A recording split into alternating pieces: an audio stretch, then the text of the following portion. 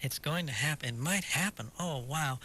And you're making $100 a week, and you're the house band for every great band that comes into town. You try to blow them off stage. And it's a very exciting time. Ah, great. All right, you hang on the line, and we're going to get your information, and we'll send you out a copy of Riders on the Storm. Okay, thanks, John.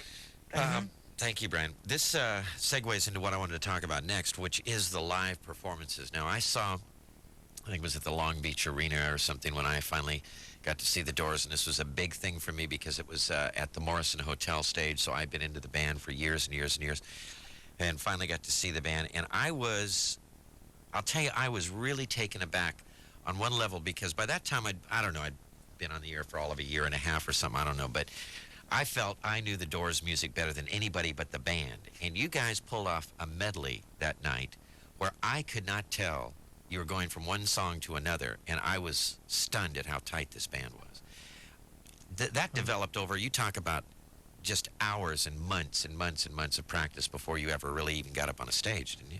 Oh, yeah. I'd say we rehearsed for 8 months, and then we got a funky little club gig. It was about a year and a half. Yeah. And then we got going. There were some bad times. What was that, the London Fog? Yeah.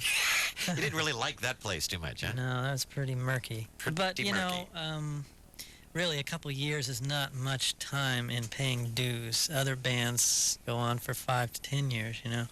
I like to look at it as though before we got together, each of us individually was really playing his instrument, Jim reading every book written, so working on our craft years before.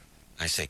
Describe, if you can, if it's possible to describe the feeling. You use the term in the pocket a lot in the book. What was it like to be on stage in the pocket? Because we were talking about a little earlier that today, other than bands like, for example, the Grateful Dead, which still do improvisational stuff, that concerts have become almost like albums. I mean, it's like we're going to play the same thing every night, and hi, how are you, and are you ready to rock, are you having a good time?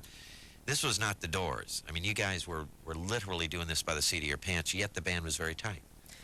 Well, we did play primarily the same songs, but within those songs, Jim, there were sections of improvisation, so Jim was free to throw in some poems, and who knows what he would do that night. So that's where things like stop the car, and then Raid stop. That was a line Jim had, and we just sort of play without rhythm for 10, 20 seconds. I think towards the end of the book I say, oh boy, that was a great show, a religious experience, better than church, almost as good as sex, communion with 20,000 people. That's how it was. 97.1 KLSX.